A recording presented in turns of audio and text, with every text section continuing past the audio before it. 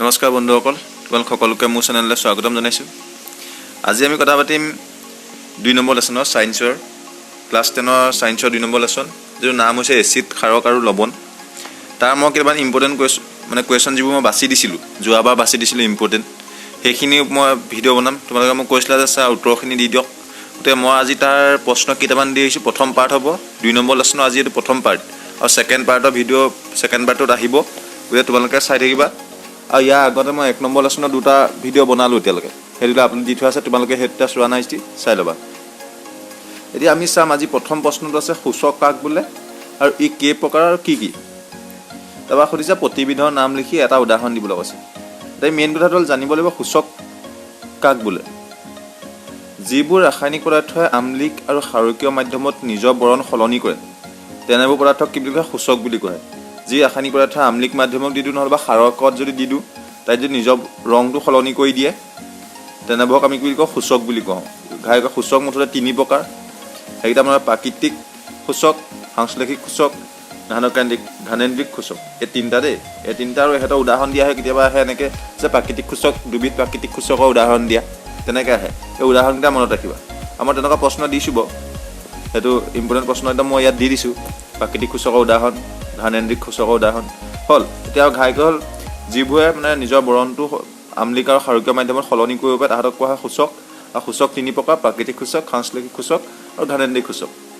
এতিয়া আমি next 2 number কুৱেশ্যনটোলৈ যাম। তাৰ পিছৰ কুৱেশ্যনটো আছে তোমাৰ ছ'ডিয়াম হাইড্ৰক্সাইড উৎপাদন পদ্ধতিৰ বিষয়ে চমুকৈ ব্যাখ্যা কৰা। ছ'ডিয়াম হাইড্ৰক্সাইড উৎপাদন পদ্ধতিৰ বিষয়ে চমুকৈ বৰ্ণনা কৰিবলৈ কৈছে। এতিয়া চোৱা, ছ'ডিয়াম ক্লৰাইডৰ এটা জলীয় দ্ৰৱৰ মাজেৰে বিদ্যুৎ প্ৰবাহিত কৰিলে ই বিযোজিত হৈ ছ'ডিয়াম হাইড্ৰক্সাইড উৎপন্ন কৰে বুলি কৈছে।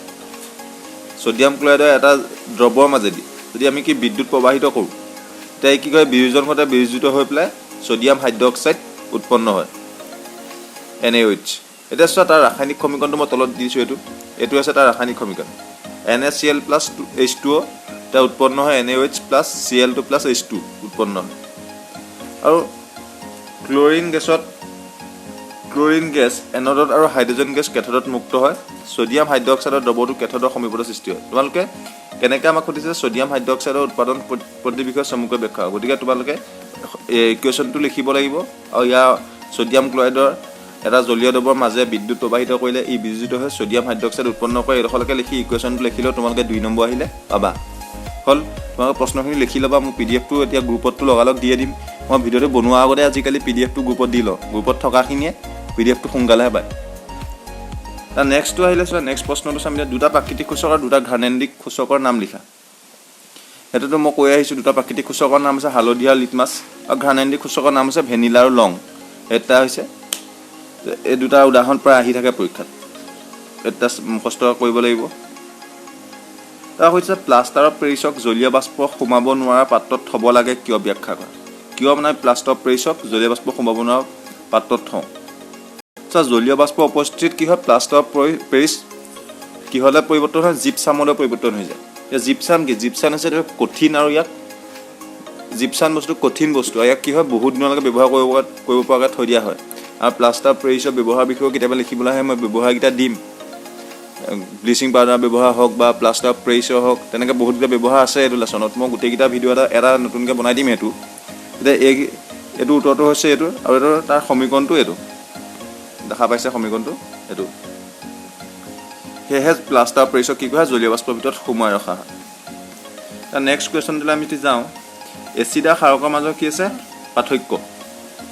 এচিড আৰু ক্ষাৰকৰ মাজৰ পাৰ্থক্য যদি আমি চাওঁ, কি হ'ব? এচিডৰ সোৱাদ টেঙা আৰু ক্ষাৰকৰ সোৱাদটো কি? তিতা। এচিডে জলীয় দ্ৰৱত কি হয়? H3O+ আয়ন উৎপন্ন কৰে, আৰু ক্ষাৰকে কি কৰে? OH নিগেটিভ আয়ন উৎপন্ন কৰে। এচিডে নীলা লিটমাছ ৰঙা কৰে, আমি জানো। ক্ষাৰকে ৰঙা লিটমাছ নীলা কৰে। সেইটো হৈছে তাহাঁতৰ পাৰ্থক্য, এই 3টা। যদি কেতিয়াবা পাৰ্থক্য গুচি আহে, তেন্তে এই 3টা লিখিলে যথেষ্ট। আহিলে 2 নম্বৰ দি আহিব, তাতকৈ বেছি আহিব নোৱাৰে। গতিকে 2টা লিখিলে হ'ব 2 নম্বৰ কাৰণে। হ'ল, তাৰপিছত চাম আমি এতিয়া ব্লিচিং পাউডাৰ প্ৰস্তুতিত ঘটা বিক্ৰিয়া সন্তুলিত ৰাসায়নিক সমীকৰণ লিখিবলৈ কৈছে। ব্লিচিং পাউডাৰ প্ৰস্তুতিত যিটো বিক্ৰিয়া ঘটে, সেই ৰাসায়নিক সমীকৰণটো লিখি সন্তুলন কৰিবলৈ কৈছে। আৰু ব্লিচিং পাউডাৰ 2টা ব্যৱহাৰ লিখিবলৈ কৈছে। তাৰপিছত শুকান শিথিলতা চূৰ্ণৰ লগত ক্লৰিনৰ দ্বাৰা কি হয়? ব্লিচিং পাউডাৰ উৎপন্ন কৰা হয়। ক্লৰিন যদি দি দিয়া হয়, তেতিয়া শুকান শিথিলতা চূৰ্ণত যদি ক্লৰিন দিয়া হয়, তেতিয়া ব্লিচিং পাউডাৰ উৎপন্ন হয়।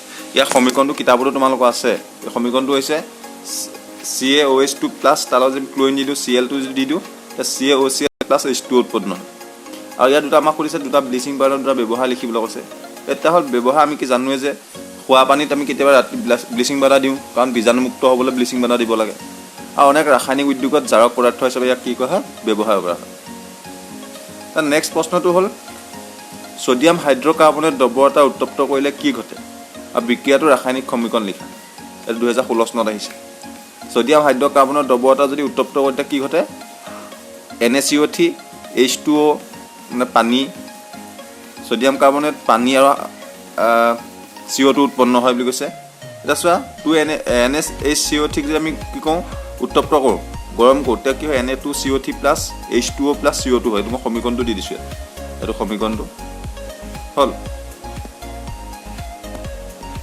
এইকেইটা আছিলে প্ৰশ্ন আজি 7টামান দিছোঁ চাগে প্ৰশ্ন এইটো পাৰ্টত গতিকে ভিডিঅ' বেছি দীঘল নহ'বলৈ মই তোমালোকক এনেকৈ বনাই দিছোঁ শ্বৰ্টকৈ তোমালোকে PDF টো লাগে যেতিয়া আমাৰ হোৱাটছআপ গ্ৰুপটোত জইন হৈ লোৱা হোৱাটছআপ গ্ৰুপটোত ক্লাছ 10ৰ বহুতখিনি ল'ৰা আছে তাত ইম্পৰ্টেণ্ট মই প্ৰশ্ন দিয়ে থাকোঁ ৰেগুলাৰ দিওঁ আজিকালি গতিকে মই তলত ডেছক্ৰিপশ্যন বক্সত লিংকটো দি দিছোঁ আৰু আমাৰ যিটো ফেচবুক পেজ আছে আছামিছ এডুকেশ্যন ফেক্টৰী তাত তোমালোক গৈ পেলাই পেজটো লাইক কৰিব পৰা আৰু নোৱাৰা কিবা প্ৰশ্ন থাকিলে ক্লাছ 9, 10ৰ মেথছ আৰু ছায়েন্সৰ কিবা নোৱাৰা প্ৰশ্ন থাকিলে মোৰ তাত গৈ পেলাই তোমালোকে সুধিব পাৰা মোক মই লগালগ কৰি দিম তোমালোকক এতিয়া ভিডিঅ'টো চোৱাৰ বাবে ধন্যবাদ আৰু চেনেলটো ছাবস্ক্ৰাইব কৰিলে এনেকুৱা ঢেৰ ভিডিঅ' আহি আছে ক্লাছ 9 আৰু 10ৰ এনেদৰে একাধিক্ৰমে ভিডিঅ' বনাই থকা চাগে প্ৰথমটো ইউটিউব চেনেল এইটো যিটো তোমালোকৰ কাৰণে বহুত সুবিধা হ'ব চেনেলটো ছাবস্ক্ৰাইব কৰিলে ঢেৰ ইম্পৰ্টেণ্ট ভিডিঅ' তোমালোকৰ কাৰণে আনি আছোঁ ভিডিঅ' চোৱাৰ বাবে ধন্যবাদ জয় হিন্দ জয় অসম